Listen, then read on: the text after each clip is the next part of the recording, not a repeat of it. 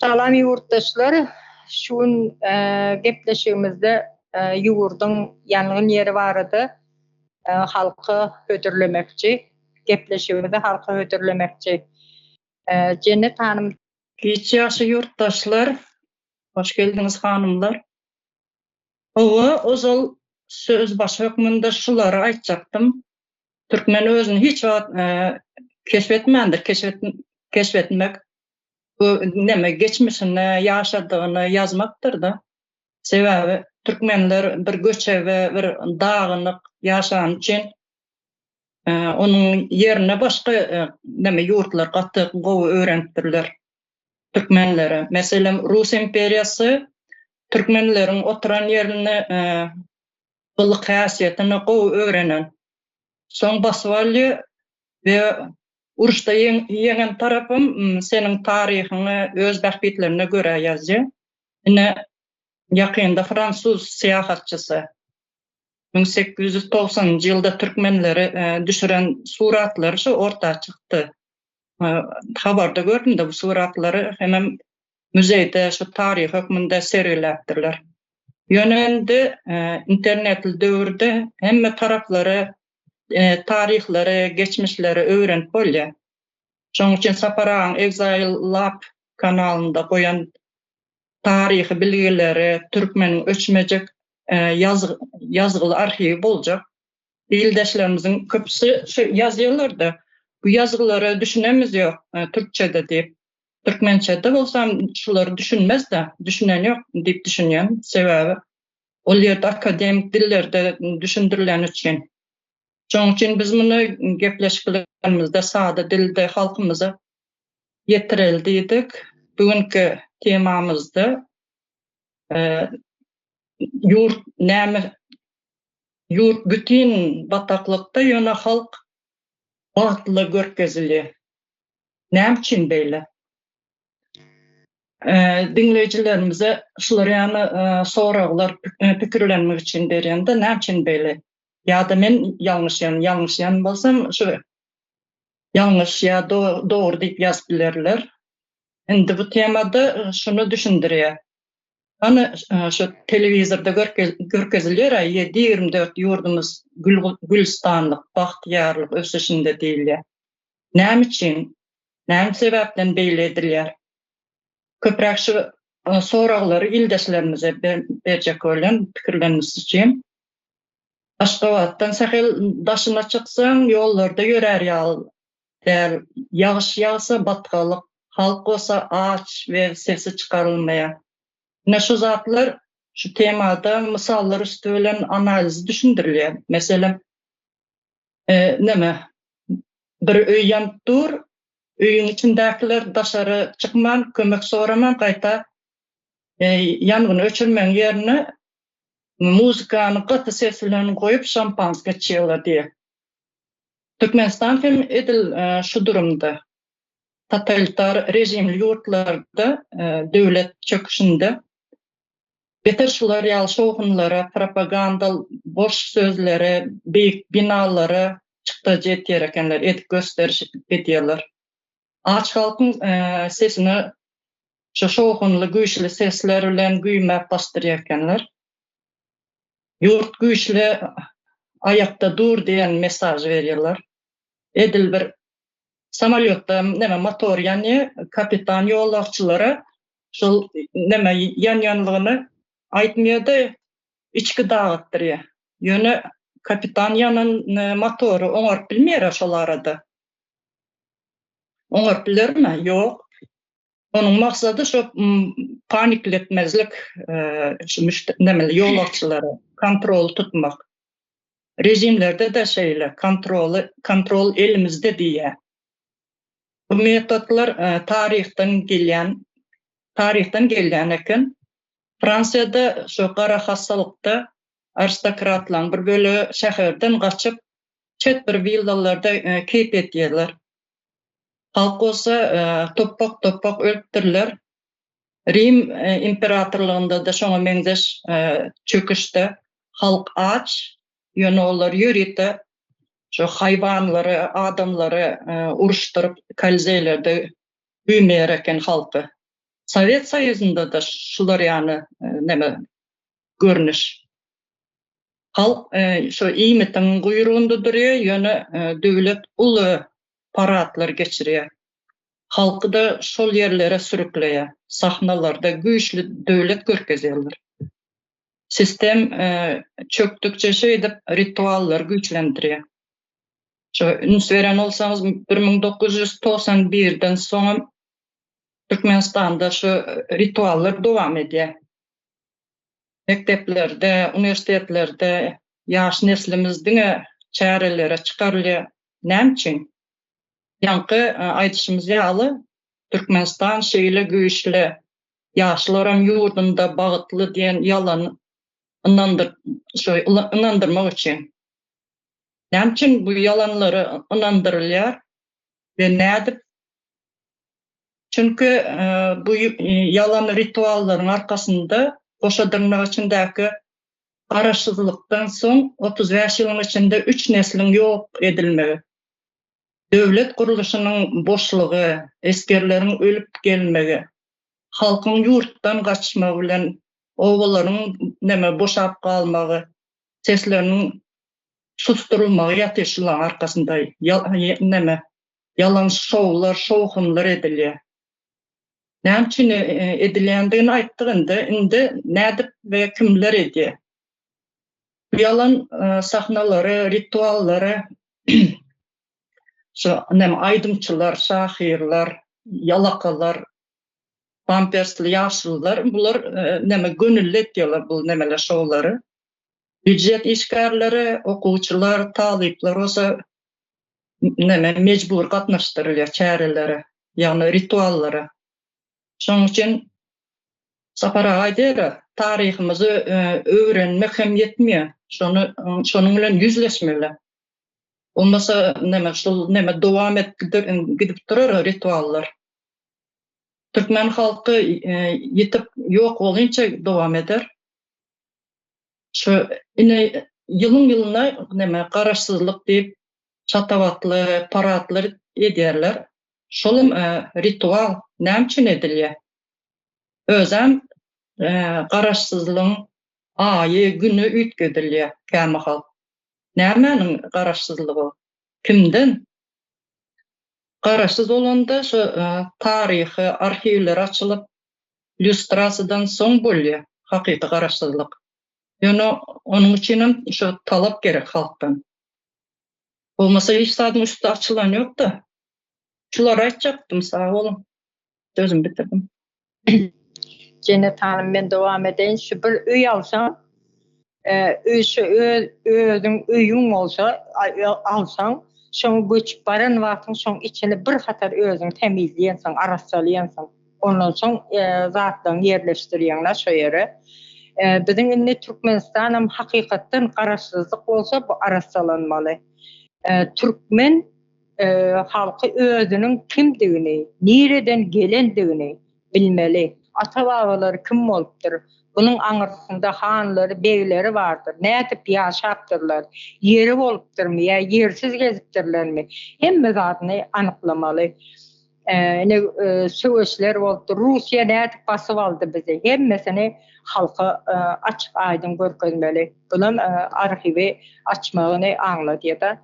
Ýöne bize Cennet Hanımyň aýtýaly arhivler açylmady, illüstrasiýa geçilmedi. Ýene öňkülük biz garaşsyzlyk diýdi boldy, halka bir görkez geçdi da. Indi men halkyma ýüzlenme edýärinde şular ýaly ýalan zada biz anyp biz garaşsyzlyk diýýäris da. Biz ýöne hakykat garaşsyzlyk bolamyzak. Şoňa halkyň bilmegi gerek. Biz özümüz arhivi aç diýmesek arhiv açylmaz. Illüstrasiýa geçir diýmesek, özümüz hereket etmesek, özümüz talap etmesek hiç adam edilmez. Leyla Hanım, sen dowam et. Salam kardeşler. Benim izine devam edin. Şu yine bize yurtumuzda hiç kim ne bolup durupdy, ne üçin mundyň dep sawal berip bilmeydi. Ine misal üçün bir avtobusa mindik. Avtobusun içinde getip batırmız. Şu şoför avtobusunu çukura sürüp batır. Elde çukur. Şu içindegiler şuna toxtat. Sen çukura gitip batırsan bizəni de aytıp bilmeydi. Ne sebepten? Ne için ses verip bilmeydi? Göz göreke ölüme gitip batır onu.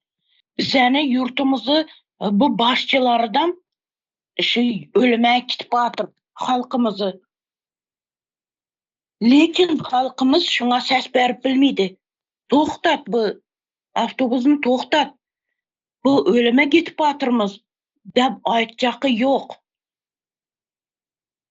Ahir yaxşı, bilimsiz halkımızı näsi yetmeydi eken, aňy yetmeydi eken, onu yalakaları bakı yanında. Mıhımı işgarları dedi. Enen bir komite işgarları, prokurorla ba. Ularam şu şoförün yanında. Ularam çağaları şu avtobusun içinde. Hemmemiz bir gemedemiz. Halkını bağaları ya halkını özleri gitedden bulan iki kaladı mı? Hemmeçki şunu içinde ku. Lekin şuna ses beri ölmeydiler. Toxtatmını dep. Yine Taşovuzda näni ayal kızlarımızı näsi ba? Hapishanası. Şundan neçeli ayal kızla öldü. Ne için bir adam ses çıkara ölmedi? Halkımız içinden ne için ses çıkmadı?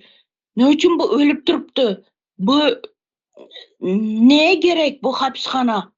Ayal kızlarımız ne için mindiğin ezilip duruptu? Ne için ölüp batır? Dep hiç kim saval berip bilmeydi. Saval bergen emez. Ölgenlerin nelerden, yakınlardan ses çıkargan emez. Ne için ölüp duruptu dep? Ne için öldü meniki de? Ses çıkarmakla örgenseydi bu halkımız, gözünü açsaydı, bu dereceye gelmeseydik. Şimdi siz devam edin, sonra ben yine söz alamam. Biz öz aladağımızı özümüz etmesek, özümüz hakkımızı talep etmesek bize bir getirip vermiyor. Daha sonra Leyla Hanım doğru bellek işte türmede ayarlar otur. Türkmenistan'ın halkının yarısı türmede. Şunu indi 91-nji ýyldan bäri 3 nesili zaýalydylar. Hiç zady bilmeýän etdiler, bilimi çökürdüler, taryhy ýok etdiler da. Bir begenip kimin çağasy men okuw gitjek diýip begenip gidýär. Hiç gynanyp şoňa özüni zorlap gidýändirler çağalar. Mecburi. Şu ýere şu gün bar oturmasa erkim oğlum maňa gyýarjakdyr, maňa söýekjekdir diýip gidýändir. Hıwys bilen gidi, hıwys bilen okuw gidýän çağı ýok. Ene bu da Türkmenistanda bilimin çöken ýeri. Hayat Hanım siz dowam. Şu ýerde bir näme Leyla Hanım aýdaryň üstüne bir gysgaça gorşjakdym da. Oňa ýerden diýdi de näme gämide diýip türkmen halkyna şu bir näme epişgedenmi aýnadan bakaryan et goýanlar da. Şu bir gämide diýenlik bir surat görüpdim. Şu suratda aşağı böleginde şol gämine sürýänçiler näme küreklýänçiler görkezlen. Sonun ýokarsynda nemeler bay gatlak neme dotyr pir meylisme şonyan gurnawaty şonyan suraty görkezlen şondan düşün pikirlen bermelde şo bir gämide şol gämi neme düýbinden suw alsa şo hemmesem batýar şo batjany düşünsinler hemmese şonu gysgaça nem goşjak mysalam. Hayat Hanım siz dowam edin. Esenlikler, yurttaşlar, hoş gördüm kardeşler. Benim bugün Sapar ağanın X-Live serisinden olan Meryem'in vaktindeki meclis Pir Babri Meçhumi diye şolu arada bir sada dilde düşündürüp geçesim geliyor. Bir yurdu düşünün, bir yanda garipliğin son çağında yaşayan bir halk var. Belik tarafında olsa çenden aşağı baylığın ve şovkunun içinde yüzgen yurdun başında oturan bir rejim var. Ve bunların arasında da hep esli açılan bir neme var. Katı ulakan bir açık vardır. Göremeğe yurdun içinin yağdayını indi bugün her kim bilyendir, hiç kimden bunu düşündürmeye gerek gel. Ve göremeğine halkın bugün açlıktan kapırgası görünüp durga bir yan tarafta nemedip ulakan bir davaralar etmek göremeğine halkın bir nemesine egosuna degip dengsizliğe, adalatsızlığa karşı bir tepki görkezmeli belin yönü şu yerda bir paradoks var. Halk buna hiç tepki görkezmeye tam tersine bu dabaralara söz bilen bityen yerler ama paradoks yeterli imit almak için pulu olmayan garip cemiyet, garip bir halk milyonlarca dolar sarf edilen davaralara katnaştırılýar. Mesela katnaşya, özünün höwüsü bilen katnaşan yerler ama erçaltya, aydymaytya, neme. Endi sorak çykýar da näme üçin beýle bolýar? Näme üçin cemiyet o gariplikden gapyrgasy görünüp durka bu rejimiň beýle hereketlerine hiç gelir reaksiýa görkezmeýär. Indi munyň şöyle düşündürşi var. Taparaň many şeýle düşündürýär özüniň nemesinde ýazylarynda. Meselem bir diktator ya bir yurdun başında monarh diýeli ya da bir diktator, bir rejim baýlygyny özüniň bir komfortunu, rahat ýaşamak üçin nemetmeýär da kullanmaýar. Bu bir siyasi kuraldır ve kadim nemeden, kadimiyetten, kadim tarihten beri gelen bir siyasi kuraldır. Bugün oylanan zat değil. Kadim anırdan insanlığın baştaki dören vaktlarından gelen neme bir siyasi kural hükümünde ullanyandır ve ne derecede ağır bolsa gariplik şu derecede şowkunyň artýandyr. Şowkunyň derecesi, şowkunyň has böyle nemesi, uly görünmligi artýandyr. Rejimler üçin bu bir goranma mehanizmidir. Meselem uly köşkler, altyn heykeller, uly şowkly davaralar, bir yerine suratlaryny asmak, bu bir adamlaryň aňyna şunu sokýar. Men güýçlüdürün. Bu adamlar bir takrarly derejeye getirilýär. Men güýçlüdürün. Peýgamberiň ýerinde goýulýar, bir Hudaýyň ýerinde, Hudaý tarapyndan gelen adamlardyr. Olaryň güýji çäksizdir, gaty güýçlüdür. Bular bilen neme jemgyýetiň aňynyň astyna şu mesajlary salýarlar da. Şu meselemine bir adam öňünde bu 50 metrlik nemeni görse, altın çaylan bir heykeli görse onun öňünde özünü bir garip adam özünü bir neme hasaplaýar da erkinligini bastyrýar adamyň. Munça güýji bolan, munça elinde häkimiýeti güýji bolan adama meniň güýjüm ýetermi diýen bir sorag demetýär kellede bir sorag işareti goýýar da. Tarihte mesela munyň gaty kän nemeleri bolandyr, örnekleri bolandyr. Mesela men SSR'da ulakan paratlary berendir. 1-nji may, 9-njy may bayramlary nähili şan-şanly böyle ullakan, yine teknika geçendir, tanklar, yokardan samolyotlar, istribiterler geçendir, ondan sonra koşun yörek geçendir, hayvatlı böyle neme edip, marşıravat edip koşun geçendir ve adamın nemesi yan güç göstergüsü ine menin şeýle gücüm var diye taňa. Sen men garşyma çykyp bilersiňmi diye. Sen hiç pikirim etme bu zatlar diye. Şunça nemeni üstünde men seni ederim diyen bir mesajı berýär. Bu bir goranma mehanizmi. Munun rejimlere ihtiyacı vardır. Onda da hasam ýagdaýyň kyn wagty hasam muny görkezme ihtiýaçlary vardır. Nemeni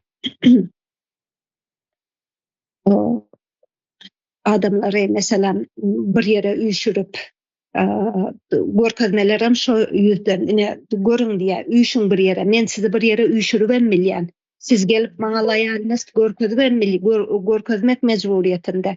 Siz gelip şu ýere gülüp, meniň beren dawaramda gülüp, maňa laýanly bolup, neme sizi men bir ýere toplap bilýän, men sizi bir ýere hani getirip bilýän, siz hani gelmänimdir görüň diýen bir mesajy nemenin aşagyna, beýniň aşagyna sokýar da. Ondan soň neme vardır?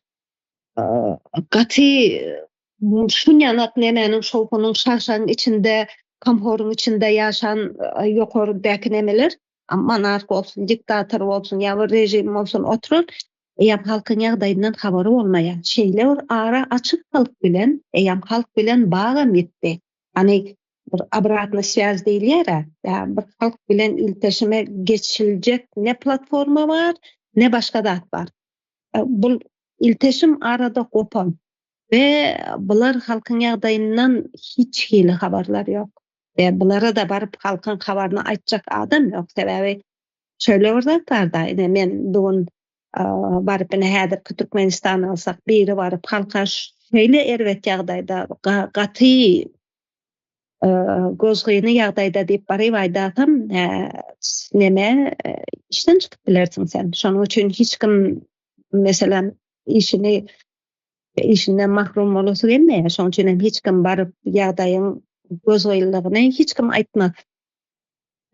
Ondan soň munyň bir örnekleri var da, ine Fransa karolunyň aýaly Marie Antoinette var, barıp şoňa neme diýerler, halkyň ýagdaýyny aýdyp, halk çörek tapanak diýse, neme diýär da?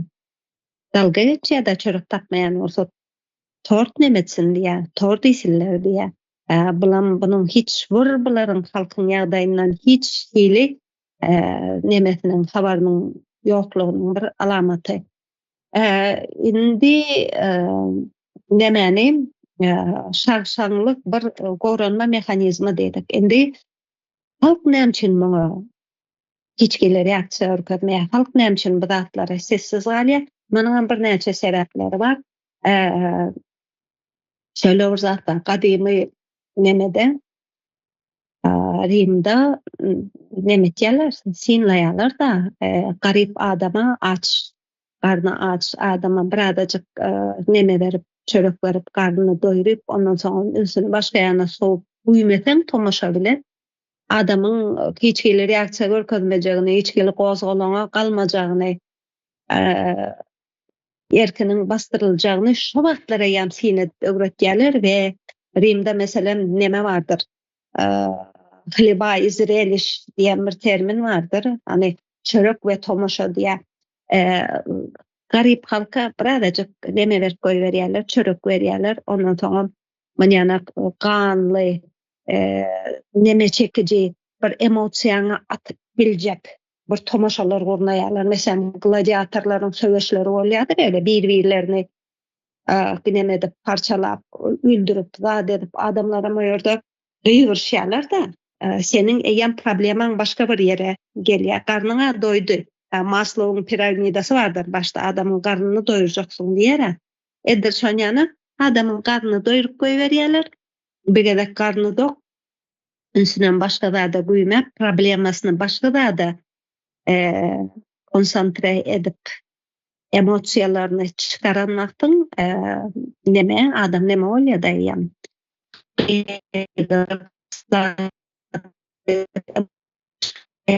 durumda ve yine indiki birazcık içinde ol kahar kadar toplanyança nemetyeler vaqtadanya indiki de yine de nemedi verecek olsa azıcık çörek koy veriyorlar yine var tomaşa guymak koy veriyorlar ve bu imçoğda yani devam edip durundur sürekli her vakti gelende birazcık onu bunu berip koy veriyorlar tomaşa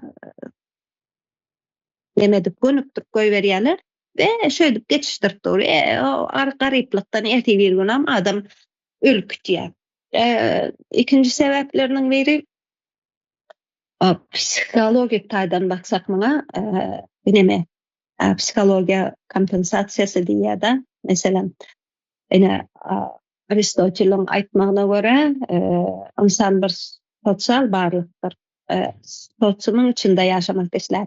İnsan bir cemiyetin içinde olmak ister, söhbet ister, bile adamlarla koşulup bir zat etmek ister, bir zat cedelleşmek ister, gepleşmek ister. Yani yurdun içinde insanların uyuşup bir problemalarını gepleşecek. Hayli sosyal noktay nazardan, hayli siyasi noktay nazardan problemalarını gepleşecek hiçbir platforma yoktur. Sebebi otoriter rejimler bu platformaları yok ediyendirler.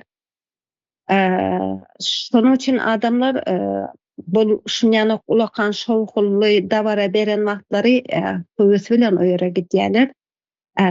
Näçin gidýärler? Adamların arasında birazcık sosyalleşmek nemesi ihtiyacı var adamların. Bir ikincidenem ulakan şoğullu nemeni görýärler. Mesela Sovet Soýuzyna ulakan yani şoğun yani güýçlü döwlet nemesine mesajını berýär da. Güýçlü döwlet de psikologiyada bir şeydir işleýän hani kiçik wagtyňa döndürýär we senin berde atan hani kiçik wagtyň senin üçin ata nähili awtoritetde atan seni nähili goraýardy.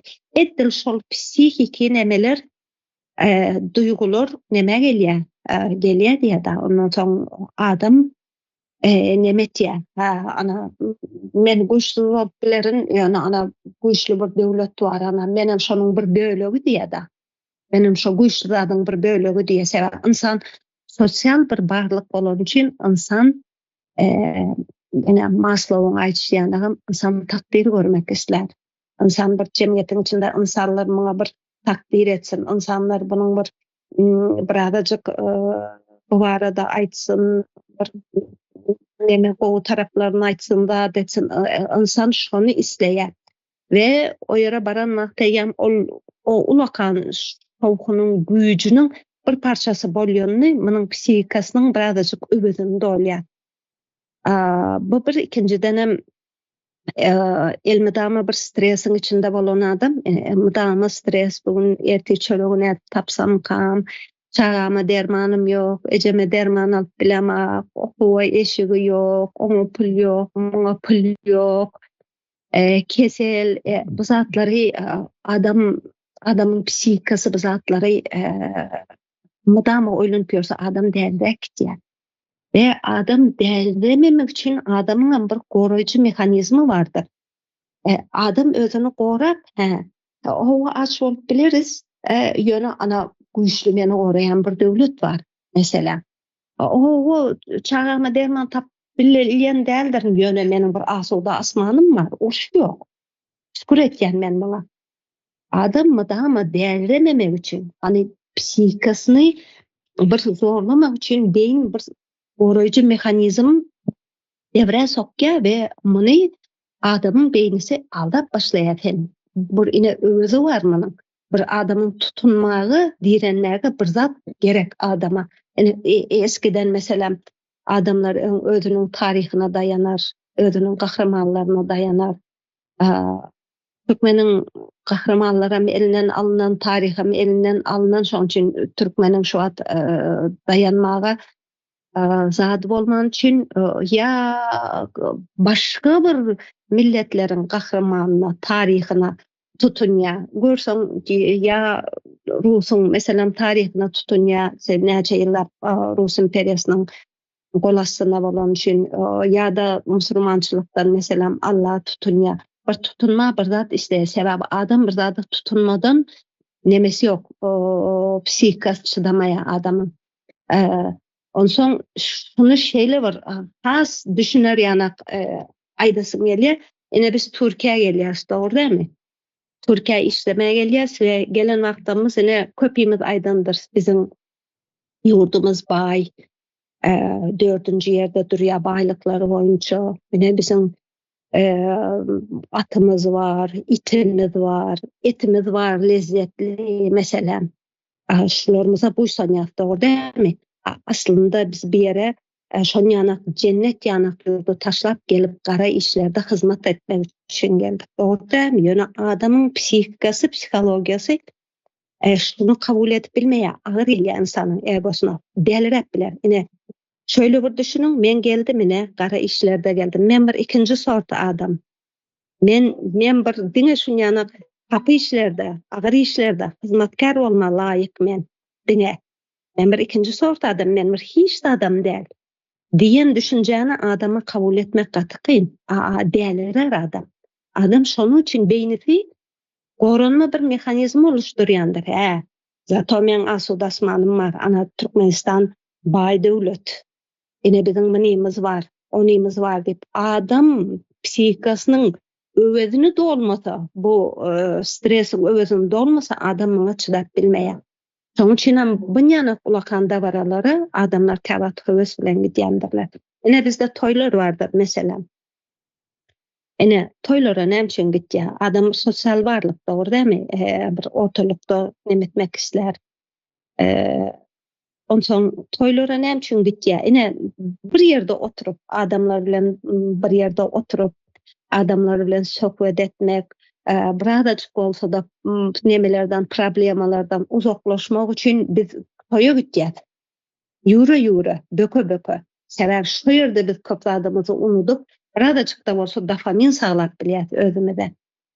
Ýene de nemelerin sebäpleriniň biri näme üçin adamlar birleşip adalatsızlyğa garşy birleşip bilenak, örgütlenip bilenak, bu da bir atomizasiýadyr.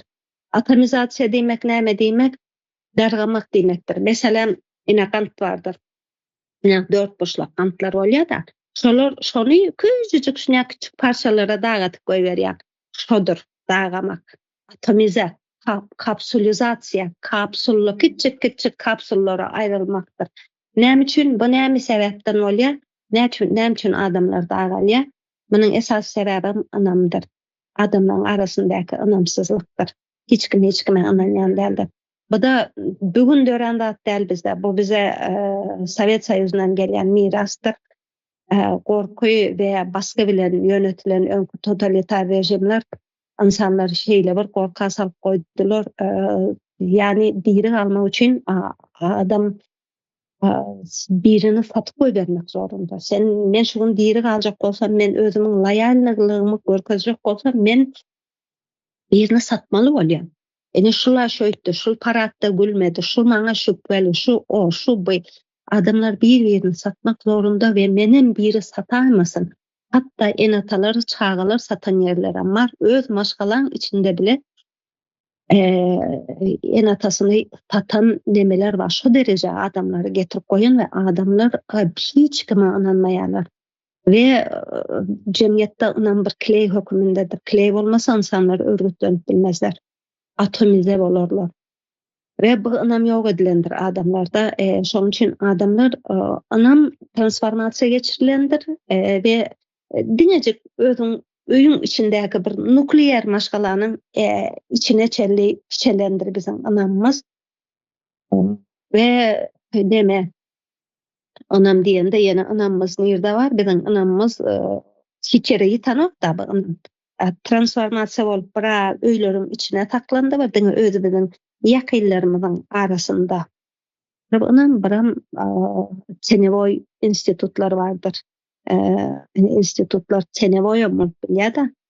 Mesela korrupsiýa bir institutdur, türkmen bir institutdur. Ene yurdun içinde sağlıklı bir cemiyetin içinde bolan institutlar yoktu. Biz bugün ne banklarımıza ınanyas, ne suda ınanyas, ne bizim hopsuzluğumuzu koruyan organlara ınanyas, onun yerine bizim ınamlar nirde desek çene boy nemelerde, kuruluşlardadır. Mesela mine yurdun içinden, şu yerden Türkmenistan'ın içine pulu verilýändir. Ve hiç elimize pul verilýär, kwitansiýa da berýän däldir, ama biz pulumuzy diýilen wagtda ynanýas şolara. Sözüne ynanýas. Bizim pulumuzy şonuň bizim öýümüze eltip berjegine biz ynanýas şoňa. Anamız şo ýerde digen. Birine pul bersem mene işe girkizer, o ýere ynanýar. Birine pul bersem çağan bir instituta girkizer, ynanýar. Anamız o ýerlerde gesipýär, ýalňyş bir ýerlerde. Transformasiya bolup ýalňyş bir ýerlerde gesipýär insanlaryň anamy. Jibe ýanky atomizasiýaga aýtyp gelsem, adamlar hiç kime inanman soň her kim öz gününü özü ýaşamaly bolýar. Sen atsaňyz, ene ýurdun içinde jaý gorýandyrlar, derä zabor gorýandyrlar. Zabor eýem daş dünýäden özüni izolasiýa etmekdir. Guryan jaýda zabor guryan, birinji bilen demir işik goýan, zabor guryansyň. Bu oda ýandaş dünýäden hiç kim meniň bilen işi bolmasyn, menem hiç kim bilen işim boljak diýen izolasiýa nemedir. Bu ýan bilinçaltda ýatan zat.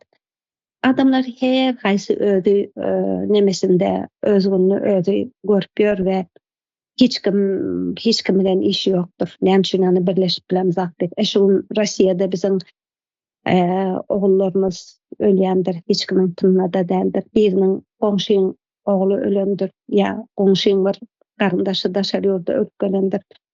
Hiç kimin işi ýokdur onuň bilen.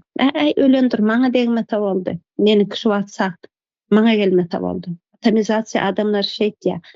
Atomizirowany jemgyýetlerde ahlak bolýan däldir. Ahlak diňe sosiýumyň içinde bolýandyr. Ahlak bolan cemiyetler şeýle bolýandyr. Meselem, ahlak nirde bolýar? Goňşy bilen gatnaşan atsan, goňşyň atyna girip ogurlamayan ýa goňşyny ejizlip urmayan. Ahlak şu ýerde bolýar. Sen atomize ýeki özüň mücadele eden wagtyň ahlak bolýan däldir. Ahlak sana gerek gel. Ve bizim cemiyetlerde ahlak, meniň bugün diri galmamy, men şuň diri galmamy, ahlak bugün hop salyan olsa. Mesela men şuň çağama derman tapamak gidip şikayet etjek bolsam, şikayet etsem, men onuň üçin basyan bolsalar, ýa-da men goňşyma gelip basan bolsalar, menem näme üçin betýäňiz diýip çykan bolsam, meniň ömrüme hop awanýar. Ve o ahlak maňa bugün men diri galmamy hop awananmakdy, o ahlagy men ullanmaryn. Men diri, meniň üçin birinji bilen diri galmakdyr. Diri galmam üçin men ahlagy aýana itererin, näme meni aýakda tutýan bolsa şonu etmeli bolarym. Şoň üçin atomize bolan jemgyýetlerde ahlak bolýan däldir. Ve ahlak ýok ýerde ahlak näme diýmekdir? Jemgyýetde meselem ahlak, meselem degerler ahlak boýunça ölçelýändir bir saglykly jemgyýetde. Meselem men bugün bir adama, bu adam akylly, bilgili diýip bilerin. Onun için bol göğsünü verip sosyumun içinde takdir gördülüp kesip biler. Ya da şu katı gowu dost diýip bilerin. Bu meselem başgalasını söýýän bir är diýip bilerin. Muňa wepaly bir gelin diýip bilerin. Muňa asylly bir gyz diýip bilerin. Normal bir jemgyýetlerde bu ahlak nemeleri, degerleri bilen ölçelýändir. Adamlaryň gymmaty, degeri. Ýöne bu zatlar ýok bolansoň adamlar materiala baglanyp goýulandyr. Bugün näme üçin öle ýurdun içinde bar bolmak üçin, bir özüňi dogudanyp ýaşaýan men bar bolmak üçin adamlar diňe materiala, pul, eşikdir, jaýyň bolmalydyr, maşinaň bolmalydyr. Sen bugün onu nähili ýollar bilen kazandyň. Senin ahlagyň barmy, ahlagyň ýokmy? Ol hiç kim üçin gyzykly däldir. Sebäbi ahlak derece atomize bolan bu jemgyýetlerde bolýan däldir. Ve nemedir atomize bolan nemesi yanlış degrade bolan toplumlarda neme bolýandyr. Normal bir jemgyýetler ýa-ni insanyň arkasyny tutýan däldir. İnsan insana garşydyr. Her kime garşy bolýandyrlar we şugun sosial medialara sinatýan bolsaňyz her kime garşydyr. Äri aýallara garşydyr, erkekler gyzlara garşydyr, bu blogera garşydyr, ýöne garşydyr. Jemgyýet paramparça edip bölünendir, garşysyna goýulandyr. Bugun ve her kim bir ýerine garşy bolan üçin şugun kimi ortağa çykaryp bir neme etip bolarka, kritik edip bolarka, ýene näme edip bolarka dip atyp goýberýärler bir hemmeti şoňa hüjüm edýär. Biz şonyanak bir hale getirildik. Bu jemgyýetimiz biziň şonyanak ýagdaýda.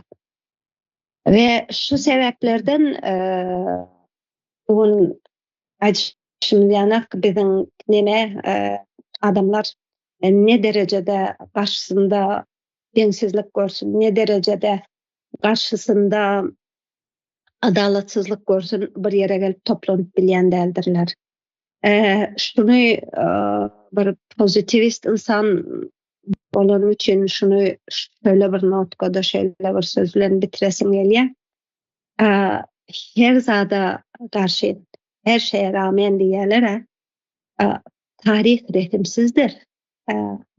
Bir jemgyýeti ne derecede çörek ve tomoşa bilen aldap bolýan däldir. Meselem çörek ve tomoşa beren Rim yıkılmadan halas bolmady, yıkıldy. Meselem Maria Antoinette munça eden nemesine göre, dalga geçenine göre özünü gilyotinada kellesine aldılar. Meselem bizim öz Türkmenistanımızdan örnek alsak, Türkmenbaşynyň ýagdaýy bar. Türkmenbaşam soňun nähili oturdy. Çavuşevski bardyr. Muny köp örnegi bardyr. Bularyň soňy hiç wagt neme owy bitýän däldir. Halkyň garyplygynyň fonundaky häkimiýetiň aşa baýlygy bu güýjüň alamaty däldir. Bu ilmi dama çuňur bejer bolmajak krizislaryň alamatydyr. Ir ýa-da geç bu emeli gozgoýokçuluk tamamlanýandyr. Sebebi bu altyn heykeller bilen halky doýup bolýan däldir. Bu paratlary bilen weýran bolan jemgyýetiň öwezini doldurup bolýan däldir. Emeli şowhun bilen ýalpyldy bilen geleceğin yokluğunu gizlep bolýan däldir. Bu zatlary biz size näme üçin aýtýas? Bunu size bu zatlaryň farkynda bolmaňyzy we özüňiziň üstüňizde oýnatmamaslygyňyz üçin biz bunu size wagtymyzy sarf edip aýtýas. Sag bolun. Hayat hanım, yani näme dogry bir näme bellek geçdi-de, näme psihike ağrı dep, şu psihike ağrıny anesteziýa etýär ekenler-de, däme?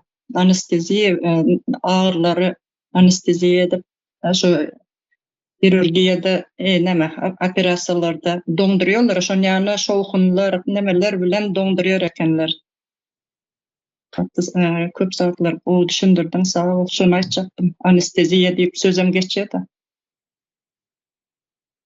O şu halky şady horramlyk diýer, öýüň ýantyga sen mutfağa geçip diye şampanski yudumlayan muzikana yüksek koyuyorsun diye de.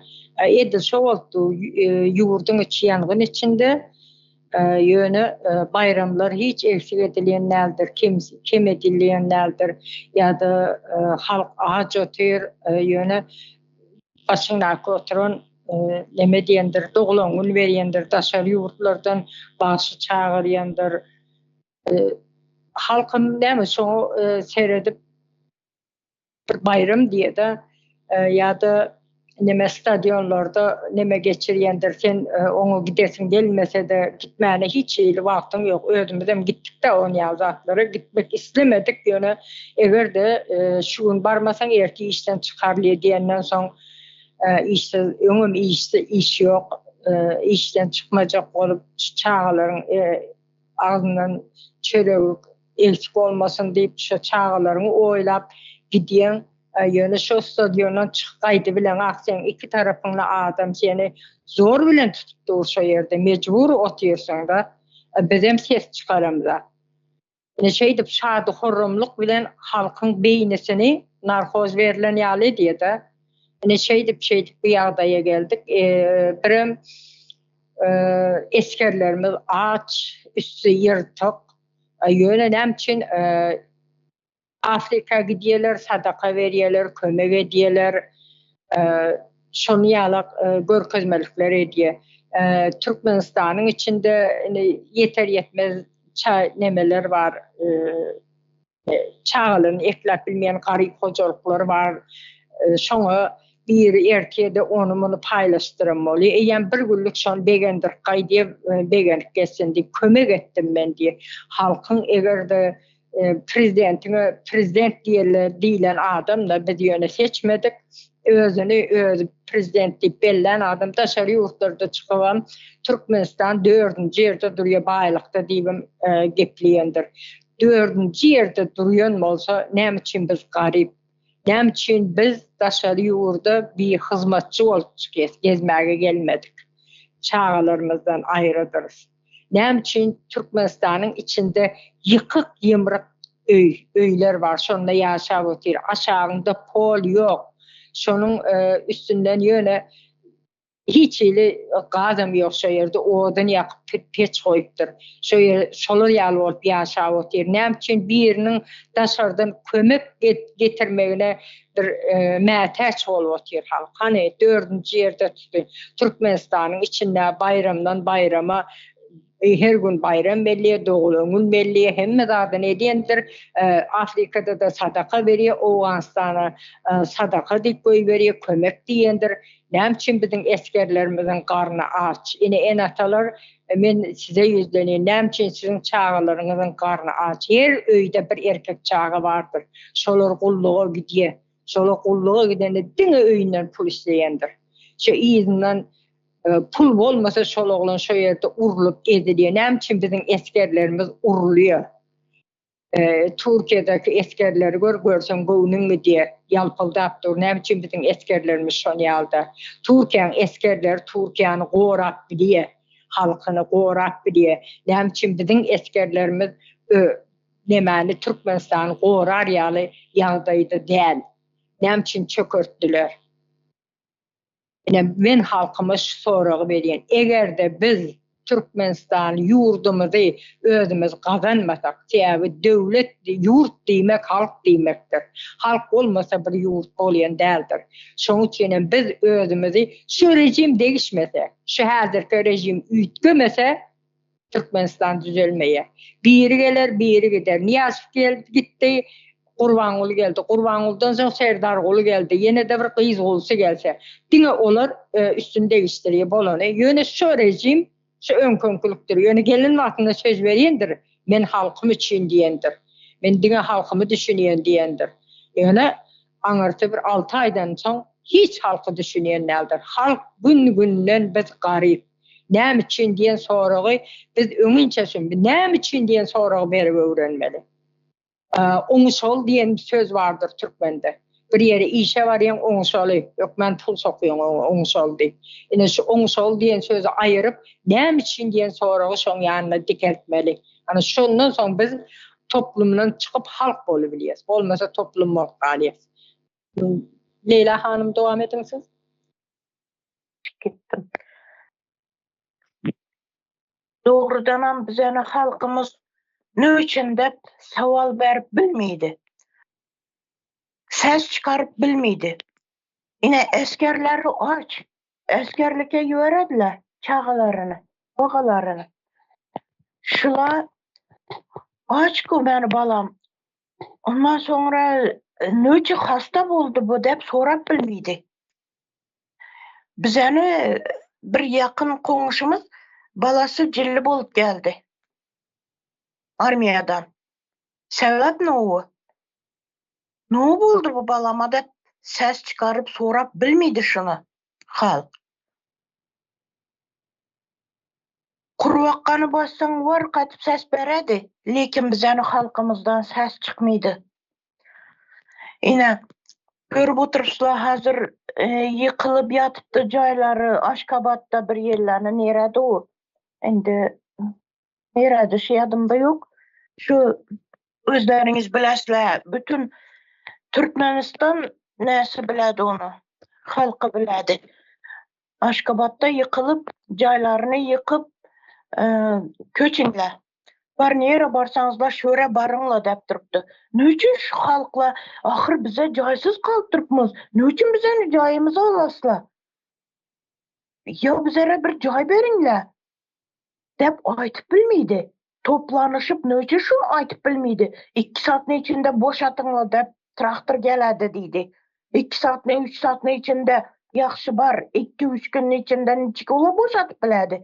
Şundan nöçün bula saval berip bilmeydi. Nöçün bize boşatmalı? Sen salıp berwediňmi bu joyny dep. Ya nöçün sen bizere joy bermezden bu joyymyzy aljaksan, yerimizi aljaksan dep nöçün saval berip bilmeydi. Halkımız nöçün ses berip bilmeydi birgelikde. Şunça joylaryny salyk goýupdy kim üçin? Kimni puluna salınıp durupdy? Nereden geldi o? Onu pullary? Neftimiz bilen gazımızdan geldi. Şu salınıp durgan binalar boş durupdyk şu. Nöçe şu joyuny boşatadylar, yıkadylar dagyn şu joyuny bermeydi halkyna. Halkny düşüngende bu şundy ýetemi? Halk nöçün onu düşünetdi, muny kukla diýetip ýasap ya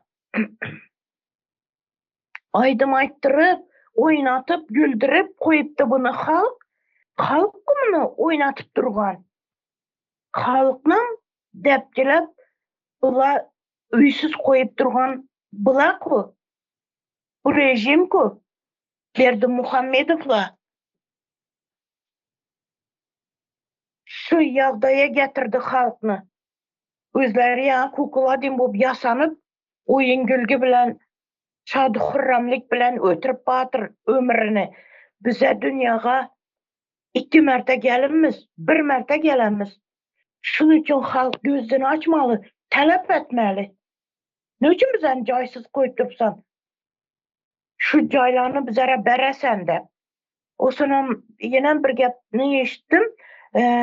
Propiskasi ýok bolsa, şu joyny alıp bilesen, şurada propiskede durmasa degen gepni eşitdim ben. Yaxşı propiskede durmasa alıp bilesen eken, halk ne üçün bulany satylady dep çıkıp durgan propiskey boş, propiskede hiç kim yok, alıp bilesler dep $300.000, $500.000 ineyni şunday joy Çoğallıda ya Gemede ya Bağırda dep reklama etip durganlaryny nöçün şu joy yıkılıp durgan halkımız barıp alıp bilmeydi.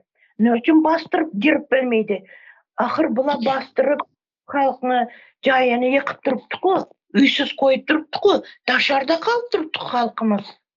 Şuna nöçün akly yetmedi halkymyzy. Indi şunu talep etsinler.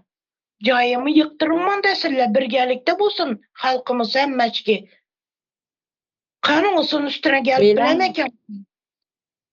Leyla hanım. Devam ettin.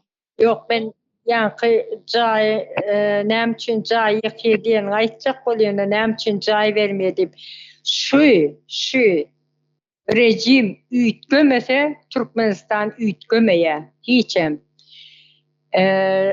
Joy näme üçin joy bersin o sana, näme üçin joyuny ýykmasyn? Sebäbi o yerden sen şu odan joylar var ya, şonu sen satın alıver. Satın alsan ertir men gelip şunu yıkacak dip aýdyp bilýär. Sebäbi yer seninki däl, mellek seninki däl. Şu rejim üýtgemese bu zatlar üýtgemeýär. Sen üstüne var nämet, muny düýbünden, kökünden üýtgetmeli. Rejim yıkılmaly. Türkmenistan täzeden gurulmasa hiçbir zat ütgemeýär. Senin mellek seninki däl, mellek halkynky däl. Ol sana sadece amanat berýär. Haçan islen wagtym gelip jaýyňy ýykyp bilýär, ýerini elinden alyp bilýär. Türkmenistan'da yer eýesi diýen deme ýok. Bar, kanunda ýazylypdyr. Halkyny yeri elde girmesizdir diýip ýazypdyr. Ýöne halk elde girip bilmeýär şoňa. Kanun dollaryň iki kursu bolýary, kanunam iki hille ýöretip bilýärler. Näme? Näme diýär? Kanun Bolamy? Bir minut söz alsam. Halka bu bergeni ýok edi. Neçe ýyldan beri ýaşap oturýardy halk o jaýlarda. Näçin bu halkyny hurmat etmeydi? Bu halkyny başyna gelgen bir bela bula. Indi gaz nepitini puluna doymagan haramzadalar halkyny yerini alıp, jaýyny alıp, ýene näçekmi bulany? Baýajakmylar, ýene baýajakmylar? Halkny düşünmeydi bu. Muny doğrudanam şu dip sakası bilen yok etmeli. Lustrasiya çekmeli bulany yanındagylanam. Kaptalındagy ya prokuror, surkuror degenlerni. Şunu aýtyn dedim, sağ bolun. Dowam etin. Aşulan dowam et.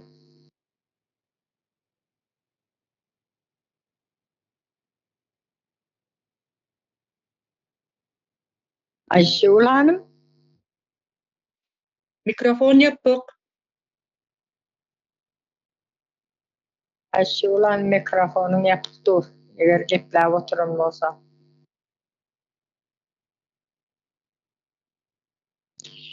Näme Türkmenistan'da diýer kanun bizim üçin diýer rezindir diýer. İslam tarapymyza näme iş el bolşaýança men özüm dowam etip durayım. Kanun rezindir. İslam tarapymyza çekip bilýärdi. Ýöne kanun rezin bolup sozulmaly däl hiçbir zaman.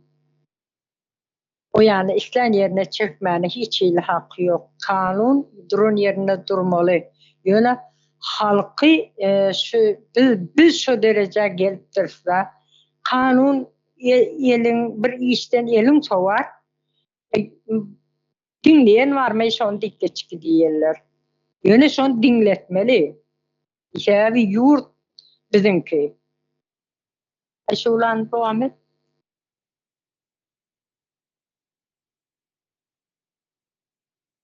Dawulun söz bereňide hakykatdanam kärdeşleň bellep geçýäli. Halkymyz şol bir ýalanyň içinde ýyllardyr ýaşap gelýär. Ýöne häzirki güneçenden bu ýalanlara dur diýen ýok, garşy çykýan ýok. Halk propaganda türmeler bilen gorkutylyp erkin pikirlenme ýol berilmeýär. Halk garyp günde tutulýar. Ýöne sada halk daşary ýurda çykmasa, hiç zat görmeýär, düşünmeýär. Ýurtda hemme zat kanuna laýyk düzgünde gidýän ýaly görkezilýär. Mysal edip taliplerimizden okutylman çäreden çäre gitmesi, hemme zat ýer ýaly edip görkezilmesi. Hiç kim muňa näme üçin diýmeýär. Dogry ilim bilim berilmese de çäreler hökmandyr. Sebäbi ertirini gaýga edip oturan halk garşy çykmany bilmeýär. Ogluň ýetişdimi ony harby gulluğa iýermek olan bir gaýga alada. Ony bir gowy ýerde ýa-da bir tanşyň elinde harby gulluk etdiresiň gelýär. Näme üçin? Sebäbi indi eskerlerimiz aç. Olara harby düzgünler, harby tälimler berilmeýär. Ogluň harby gulluğa iýermek bir gorkunç zat bolup galdy ýurtda. Eskerler onsuz oksuz ýara öterýärler. Ular nädip watan gorasyn? Ýöne halkyň bu zatlara näme üçin diýmäne güýjide, pikirde ýetmeýär. İçi boş paratlar geçirilýär. Jemgyýet bir-birine inanma ýaly edildi. Halk bir-birini aldap ýör, daşary ýurda uğradaýyn diýip bir topar pul alıp kaçıp ýörenler, aldap pulunu aldırıp ýörenler. Bu zatlar hiç kim dur diýmeýär. Bu da rejime de gerek şol, onu tetini çıkarman ötüyor. Açan güzeran daşary ýurtdan gözlemeli. Halkyň muňa dur diýmesi gerek. Näme üçin biz daşary ýurtda kul bolup ýörmeli? Aýla boýunça 4-nji ýerde durýan ýurtymyzda näme üçin iş ýok? Halkymyz bu zatlara düşünmesi gerek. Näme üçin diýen soragy bermäni, hakyny talap etmäni öwrenmeli. Uyan halkym daşary ýurtda derlerden mop ýörmäliň, agy ber bolup täze türkmenistany guralyň. Tamam. Şu demede konsulluğa gidip ses verip geleli, näme üçin ses vermeli, oy vermeli. Brokora palaw üçin. Şu brokora palaw üçin demäge satýan da, özüň erkini satýan bir ýerine. Bu halk şular ýalak bir gaýrat, şol ýalak bir aç, brokora nahar üçinem näme bolsa edi berýän bir neme gelipdirler da, şu boluksuz zatlar prezident seçmeli diye, oy vermeli diye şol ýalak ýagdaýa gelipdirler. Ýöne ýurdu şu düzeltmesek biz bundan beter bolýarys. Indi biz häzir 60 ýaşymyza geldik. Biz bilýäris bu zatlary. Soňky şu 91-nji ýyldan däki 3 nesil biz şolara yol görkezmezsek, biz öňüne düşüp watan diýen şeýle bolýar diýmesek, şolar ondan soňky nesil hasam kör bolýar. Häzir mektepde öwrenýän zatlary ýok, gidip gelýärler. Institutlarda, universitetlerde öwrenýän zatlary ýok. Hatara bir inkubasiýadan çykan jüýje ýaly bolşup, hemmesi bir eşki geýip çäreden çäre. Ene bilimin yıkılan yeri, Türkmenistan, men halkyma yüzlenýände Türkmenistanymyz ýok bolup gitmesin. Biz özümüz gazanmaly Türkmenistany. Gelin bize goşulun. Goşulun, öz araňyzda toplanyň, pikirleniň, şeýdip köpeliň. Watanymyzy gazanmasak, bu rejim beýle dik dursa, bizim çağalarımızın soňu ýok. Ine neme diýendir bir ýerden men işden kowulamaýyn, çağam aç haly diýip biz agzymyzy ýyma biz çağalarymyzyň geljegine gara çekip otyrys. Çağalarymyzyň geljegine palta urup otyrys, şoň köküni urup otyrys. Biz şu çağalarymyzyň geljegi üçin agzymyzy ýymmaly däldi. Biz şu watanymyzy gazanmaly, täze Türkmenistany gurmaly. Häzirki zalim rejimi ýykmaly. Başka pikiriňizi aýtjaňyz barmy? Neme, kardeşler? Men şu ýerde bir zat aýtyp geçeýin. Neme, ýa-ni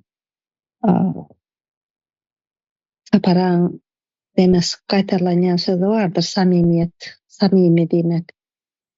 Indi bizde samimiyet ýok, sebäbi biziň jemgyýeti çürüme bir hale getirdiler da, 200'lü, yalan gepleyen, anamsız, bir-birine anan olmayan cemiyet var da.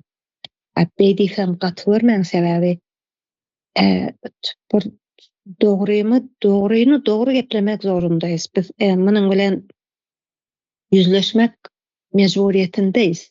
Bizi nädip bu hale getirdiler? Muny Sovet Soýuzundan bize miraslanýan zat, meselem bir insan açykyp daşarda bir zat aýtsa, sebäbi daşarda ol rejimiň sana ruhsat beren zatyny aýtmak mejburiýetiň bar. Başga zat sen aýdy bilmeýin, şu aýtsaň seniň eýem janyňa howp awanýar. Şoň üçin daşara çykan wagtyň bir zat aýtmaly bolýar. Sen kelläňde öz içinden indi şo derejede gorkup bolan ki öýüň içinde ýakynlaryň ýanynda bile neme bilmeýän pikirinden bile geçirme gorku haline getirdiler da. Staliniň döwri, ine meselem repressiýalar döwründe, ondan soňky neme adam özünün içinde de şonu düşünmeye korkuyor yönü. Şöyle bir zat oluyor. Adam dışarıda bir zat diye, içindeki duygular bir zat diye, adamın içinde çakmışık oluyor şeyle. Adam 200'lü oluyor. Avtomatikski yalancı oluyor adam. Hemen dışarıda gelip bunun korkuyumdan bunun yüzüne bir zat diysem, menin içim bir zat deyip dursa, men içimdeyem 200'lü oluyor. 2 maska ullanmak zorunda galyan. Kavat 3 maska ullanmak zorunda galyan. Adamı şu derecede adamın çeyratını bozuk koyveren bir sistema baskı var. Adam eýem hiç kimin yanında adam şöyle urdadı. Soňa gide adam özünün ýalanyna inanıp başlaýar. Ve bugün hala bugün ol nemeden galan mirasymız var. Bugün hiç urdadı dürüst aýdyp bilemzok, ýalan gepleýär. Hala bugün hakikatlary ýüze çykaryp bilemzok. Bunun şeýle örnekleri var. Ine daşary ýurda çykýas. Orsiýet var, Russiýa vardır, Türkiýe vardır. Sosial medyalarda demeni paylaşýas. Özümizde paylaşýas, ýöne dürüst bir şekilde paylaşamzok da. Bizim ne Russiýada ne Türkiýede bizim ýagdaýymyz gowy däl. Biz muny näçin dürüstçe, samimi bizim ýagdaýymyz gowy däldigini biz aýtmaýar. Soňky döwürde ýöne sesler çykyp ogrady. Yani Russiýadan da Türkiýedan da nähil derejede, nähil ýagdaýda nemedigini çykaryp aýdyp uradylar.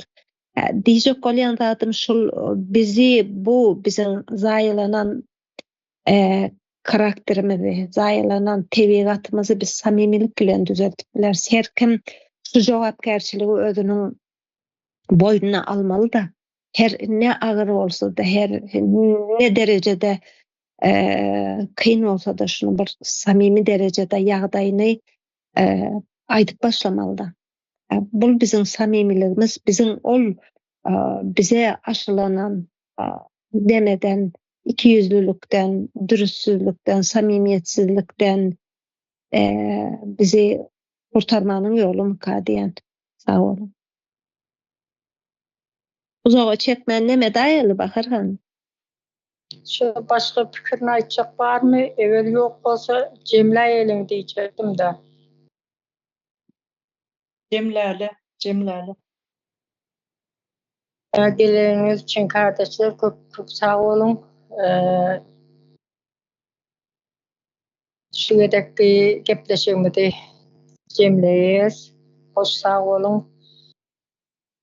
Türkmenliğiyle esen olsun.